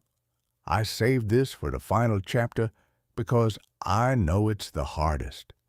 Adjusting your sleep is uncomfortable. Changing your diet is inconvenient. Rewiring your dopamine takes patience. But evaluating the people in your life, that takes a kind of courage that most self-improvement programs don't prepare you for. Because people aren't habits. They have names, they have histories with you, they have feelings, and the idea of creating distance from someone, even someone who drains you, triggers guilt, loyalty, fear of conflict, fear of loneliness, fear of being seen as cold. But here's what I need you to hear, and I need you to hear it with compassion for yourself, not just for them. Not everyone in your life right now belongs in the next chapter of your life. And that's not cruelty. That's evolution. Some people lift you. You can feel it. After a conversation with them, your mind is clearer, your vision is sharper, your belief in yourself feels stronger. They ask you real questions. They challenge you to think bigger. They celebrate your progress without jealousy and hold you accountable without judgment. These people are oxygen. Guard them fiercely. And then there are the others, the ones who leave you feeling emptier than before you picked up the phone, the ones whose energy feels like a slow puncture in your tire. You don't hear the air leaving, but you feel the drag. The ones who respond to your growth with passive dismissal or subtle mockery, or that particular tone that says, "Who do you think you are?" without ever speaking those words aloud. You don't have to hate them. You don't have to confront them. You don't have to deliver a speech explaining why you're creating distance. You simply, quietly, calmly, without drama, stop giving them the same access to your time, your energy, and your headspace. Think of your attention as a VIP room. Not everyone gets in. Not because you're better than anyone, but because what's being built in that room is too important to let just anyone walk through the door and rearrange the furniture. Layer 2. The digital world. Your phone is the most powerful environment you interact with every day. And unlike your physical space, you carry it everywhere. It's in your pocket during conversations. It's on your nightstand while you sleep. It's the first thing your hand reaches for in the morning and the last thing your eyes see at night. That's not a device.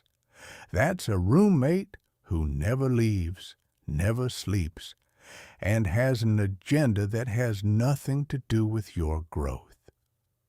Every notification is an interruption disguised as urgency. Every algorithm is a puppet master pulling your attention toward whatever keeps you engaged longest, not whatever serves you best.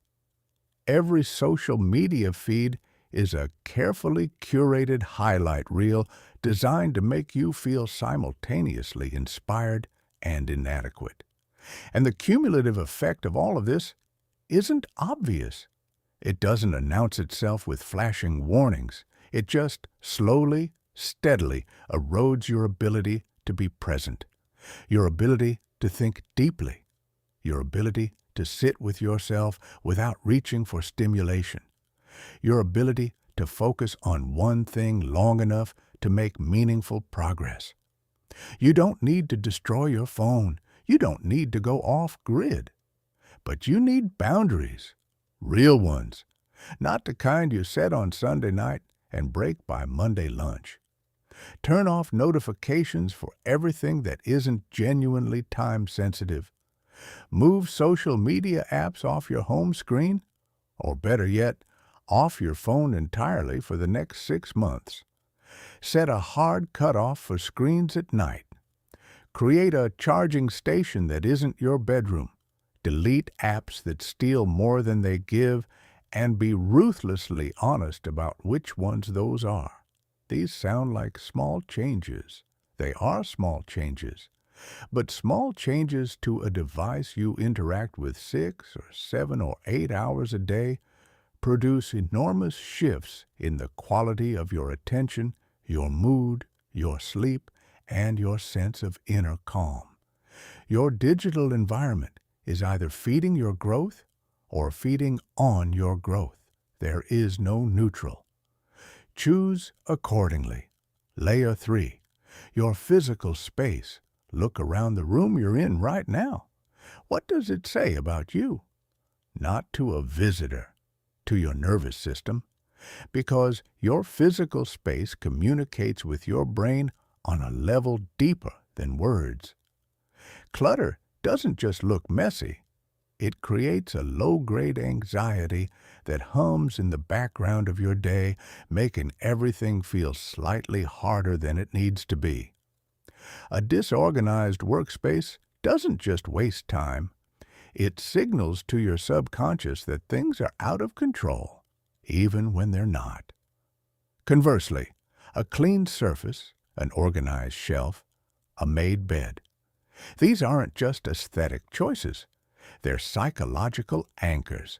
They tell your nervous system, this person has order. This person has direction.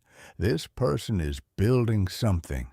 You don't need to become a minimalist.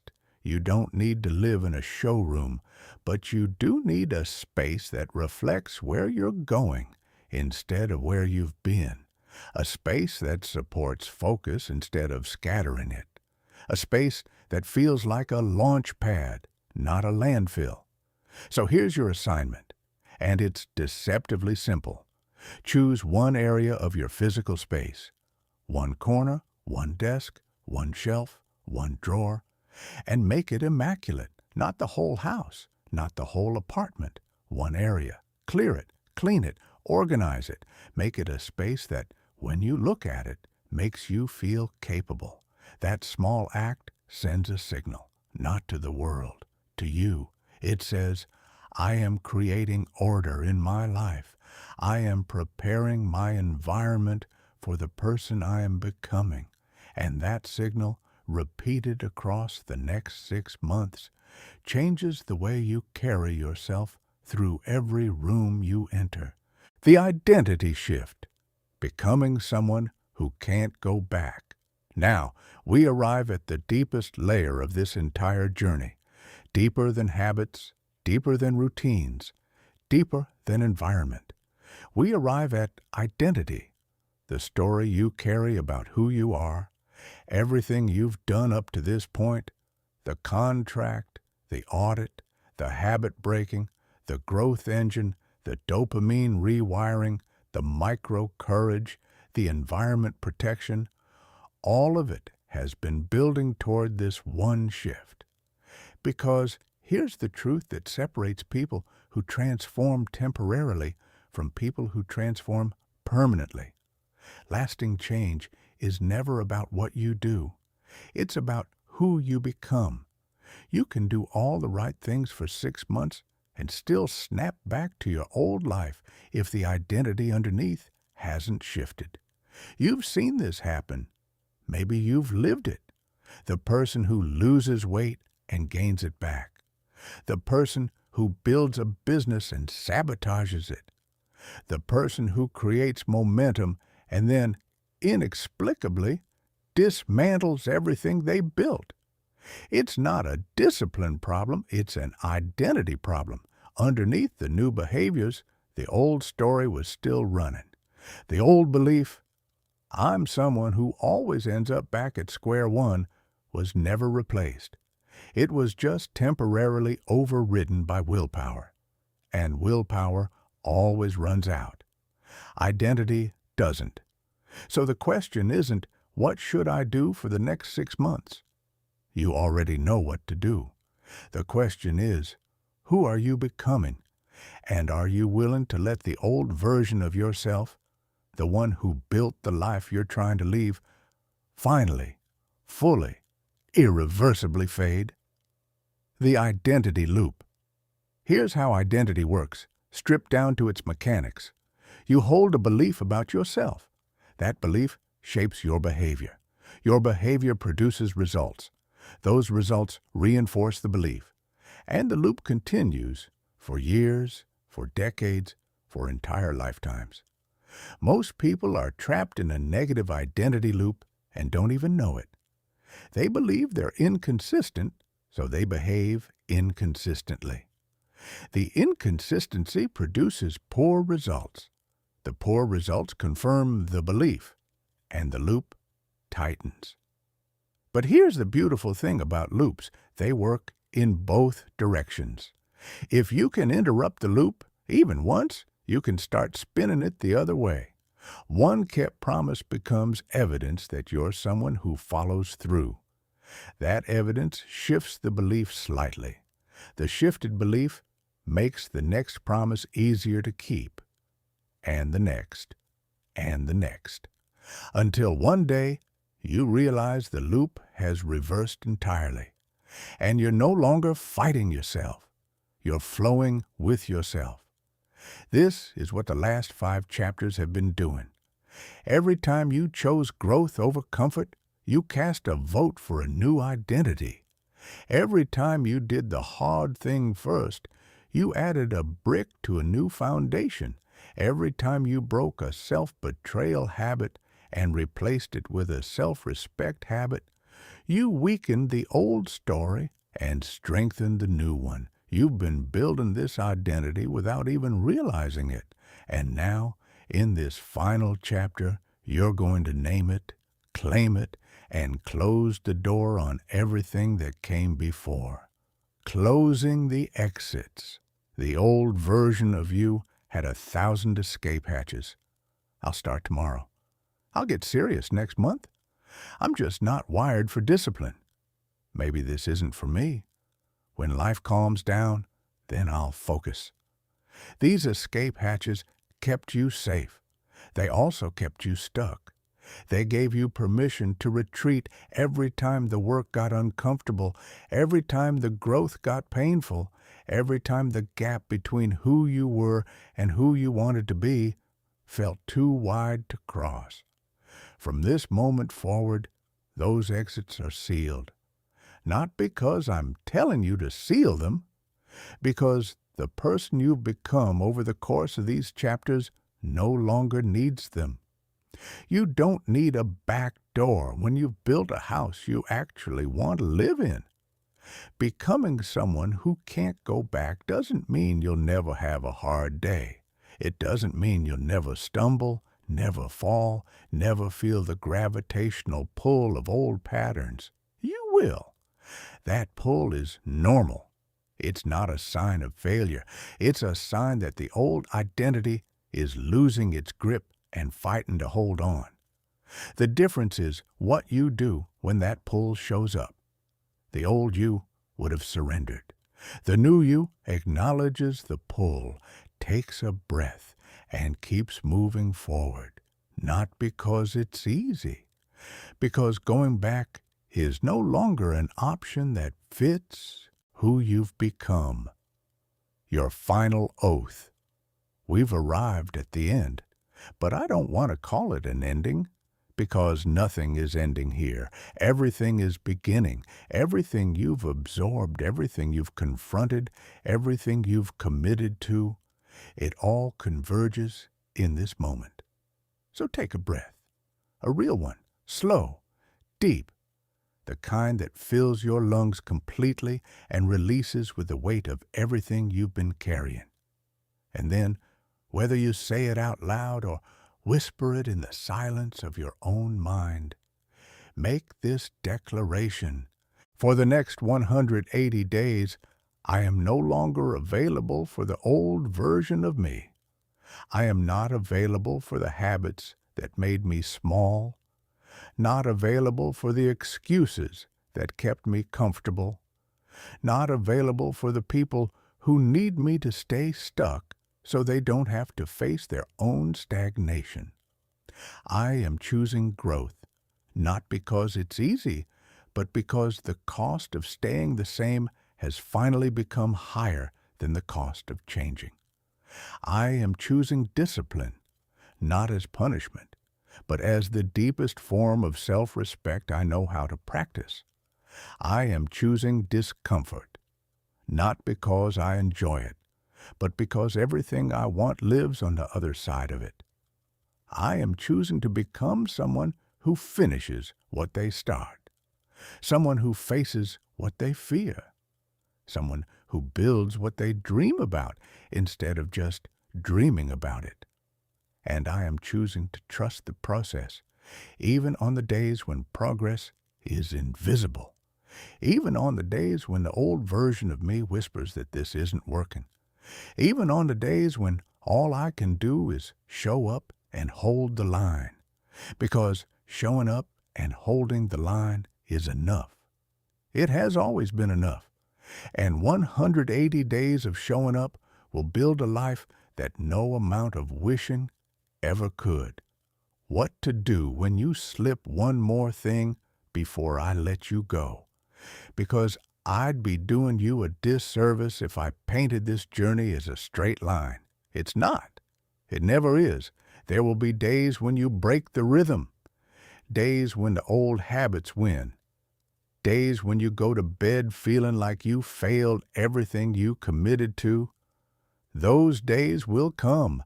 I promise you they will. And when they do, I need you to remember this. A slip is not a collapse. A bad day is not a bad transformation. Falling down is not the same as going back to the beginning. The only way this fails is if you use one bad day as permission to abandon the entire journey.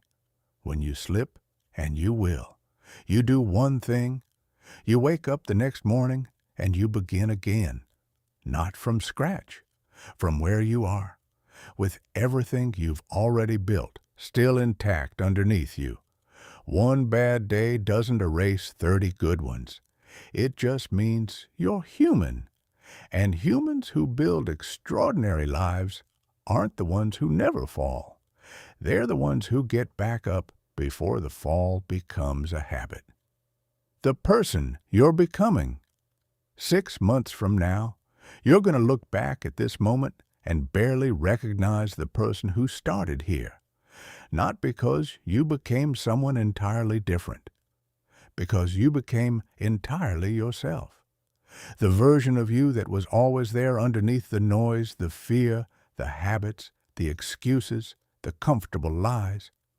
You'll have a body that feels like a home instead of a burden, a mind that works for you instead of against you, a schedule that reflects your values instead of your impulses, a circle that lifts you instead of draining you, and an identity so grounded, so battle-tested, so deeply earned that going back to who you were feels not just unlikely, but genuinely impossible. People will notice. They'll ask what changed. They'll assume it was some dramatic event, some secret, some stroke of luck. And you'll smile because you'll know the truth. There was no secret. There was no single moment. There were 180 days of choosing the harder option, 180 days of keeping promises, 180 days of showing up when it would have been easier, so much easier, to stay down. That's not luck. That's not talent. That's not motivation. That's you. Finally, completely, unapologetically, you. Your rhythm from tonight. Every morning, remember your contract. Read your anchor sentence. Feel the weight of the promise you made. Every afternoon, execute. Do the hard thing first. Complete your 3 blocks. Choose growth at every fork moment. Every evening, reflect. Not to judge yourself. To realign. To check in with the person you're becoming and make sure you're still walking in their direction. Every night, prepare. Set your environment up so that tomorrow's success is easier than tomorrow's excuses. Lay out the path before you need to walk it. And whenever you feel yourself drifting, slipping, losing the thread, come back to the beginning. Reread part 1. Revisit the contract. Reconnect with the version of you that decided this was the turning point. Because it is the turning point. Not because I said so. Because you chose it. With full awareness. With open eyes.